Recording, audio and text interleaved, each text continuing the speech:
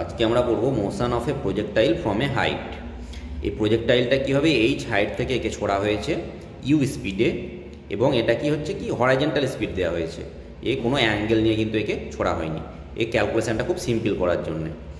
তো টি হচ্ছে total time of flight, মানে এই প্রজেক্টাইলটা গ্রাউন্ডে পৌঁছতে যতটা সময় নিয়েছে আর কি, যে এই যে যেখান থেকে ছোড়া হয়েছে সেখান থেকে হরাইজন্টালি সে আর দূরত্বে গিয়ে গ্রাউন্ডেড হবে। তাহলে এই রেঞ্জটা আমরা বের করব। তাহলে এই দুটো জন্য আমরা ইকুয়েশন অফ মোশন যেটা আছে এই প্রজেক্টাইলটার, সেটা দুটো ভাগে ভাগ করে নিয়েছি, হরাইজন্টাল মোশন আর ভার্টিক্যাল মোশন। হরাইজন্টাল মোশনের ক্ষেত্রে আমরা কি নিয়েছি, যে এর horizontal component of speed U X equals to U, কারণ এর কোনো অ্যাঙ্গেল নিয়ে একে ছোড়া হয়নি, খুব সিম্পল, আর এর হরাইজন্টাল কোনো অ্যাক্সেলারেশন নেই। আর ভার্টিক্যাল মোশনের ক্ষেত্রে আমরা কি নিয়েছি, vertical velocity or speed is zero, কারণ এর কোনো ভার্টিক্যাল কম্পোনেন্ট নেই স্পিডের। আর যে অ্যাক্সেলারেশন হবে সেটা হচ্ছে কি ডাউনওয়ার্ড, সেই জন্যে অ্যাক্সেলারেশন ডিউ টু গ্র্যাভিটি জি হয়েছে, এবং সেটা কি নিচের দিকে হওয়ার জন্য জিকে আমরা পজিটিভ নিয়েছি। এখন এই দুটো ইকুয়েশন ইউজ করে আমরা হরাইজন্টাল রেঞ্জ আর টোটাল টাইম অফ ফ্লাইট এটা বের করব। এই ইকুয়েশন থেকে আমরা কি পাচ্ছি, যে simply R equals to U into T, আর এখান থেকে আমরা কী পাবো, H equals to half G T square. এখন টি বেরোবে এই ইকুয়েশানটা থেকে √2h/g, আর এই টিটা পুট করবো কি আর ইকুয়ালস টু ইউ টি ইকুয়েশানে, তাহলে আর ইকুয়ালস টু ইউ √2h/g। এখন এই দুটো ইকুয়েশানের ফিজিক্যাল ইন্টারপ্রিটেশন আমরা একটু আলোচনা করব। টোটাল টাইম অফ ফ্লাইট, এখান থেকে মানে প্রজেক্টাইলটা ছোড়া হয়েছে যে হাইট থেকে, সেখান থেকে গ্রাউন্ডেড হতে ওর কতটা সময় নিয়েছে। খুব সিম্পল, টি কী করবে, এইচের সঙ্গে ডাইরেক্টলি মানে ডাইরেক্টলি প্রপোর্শনাল, কিন্তু √এইচ, অর্থাৎ হাইট যদি বাড়ে তাহলে কি টোটাল টাইম অফ ফ্লাইটটা বাড়বে।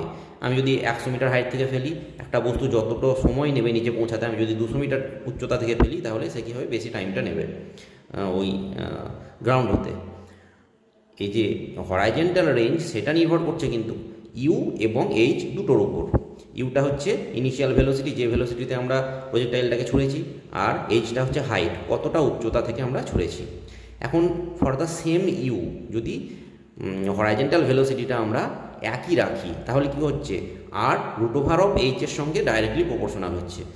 অর্থাৎ হাইট যদি বাড়ে, আমি ধরো এটা একটা 100 মিটার বিল্ডিংয়ের উপর থেকে একটা প্রজেক্টাইল ছুঁড়েছি, আর একটা 200 মিটার বিল্ডিংয়ের উপর থেকে প্রজেক্টাইল ছুড়লাম, সেম স্পিডে কোনটা বেশি দূর পৌঁছবে, বেশি দূর যাবে কোনটা, যেটার হাইট বেশি হবে, তাই না? যেটা 200 মিটার উচ্চতা থেকে যে প্রজেক্টাইলকে ছোড়া হয়েছে সে কিন্তু বেশি দূরে গিয়ে মাটিতে পৌঁছবে, তার হরাইজন্টাল রেঞ্জটা বেশি হবে।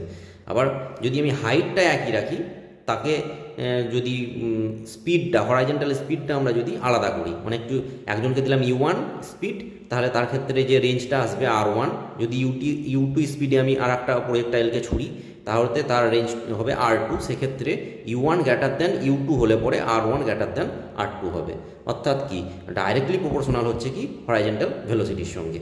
এখন একটা যদি এই ইকুয়েশনটা থেকে একটু ঘুরিয়ে এমসিকিউ করা যায়, যে একটা প্রজেক্টাইলকে একবার বলছি যে ওর 50 কিলোমিটার/আওয়ার ভেলোসিটিতে ছোড়া হলো, এবং একটা হাইট 100 মিটার হাইট থেকে ছোড়া হলো, এবং আর একটা প্রজেক্টাইলকে কী করলাম, যে 100 কিলোমিটার/আওয়ার স্পিডে একটা হাইটটা কমিয়ে দিলাম, যে 50 মিটার হাইট থেকে ছুড়লাম, তাহলে দুটোর ক্ষেত্রে হরাইজন্টাল রেঞ্জ কীভাবে বের করতে হবে। তাহলে কিন্তু আমরা এই ফর্মুলাটা ইউজ করে সিম্পল একটা ক্যালকুলেশন করে বের করতে পারবো।